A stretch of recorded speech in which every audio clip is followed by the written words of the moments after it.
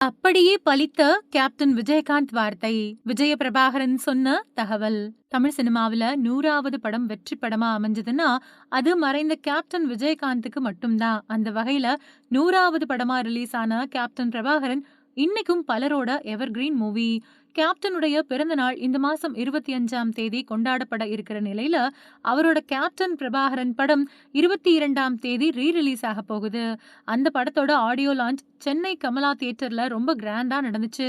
அப்ப பேசின கேப்டனோட மூத்த மகன் விஜய பிரபாகரன் பல சுவாரஸ்யமான விஷயங்கள ஷேர் பண்ணாரு. அதாவது மறைந்த கேப்டன் விஜயகாந்த் அப்போதுல இருந்தே விடுதலை புலிகள் இயக்கத்து மேல ரொம்ப மதிப்பும் மரியாதையும் வச்சிருந்தாரு. அதனாலேயே தன்னோட மூத்த மகனுக்கு விஜய பிரபாகரன்னு பேரும் வச்சாரு. இத பத்தி பேசின விஜய பிரபாகரன், அப்பா என்கிட்ட என் பேர பத்தி பேசினாரு. இந்த திரைப்படத்தோட ஷூட்டிங் நடந்துட்டு இருந்த போதுதான் நான் பிறந்ததாகவும், விடுதலை புலிகள் இயக்க தலைவர் பிரபாகரன் நினைவாதான் எனக்கு விஜய பிரபாகரன்னு பெயர் வச்சதாவும் அப்பா என்கிட்ட சொல்லியிருக்காரு. இந்த பெயர் பத்தி உனக்கு இன்னைக்கு தெரியாது. நான் இல்லனாலும் இந்த பேர் உன்ன பெயர் சொல்லி உயர்த்தும்னு அன்னைக்கே அப்பா சொல்லியிருக்காருன்னு நெகிழ்ச்சியோட ஷேர் பண்ணாரு விஜய பிரபாகரன்.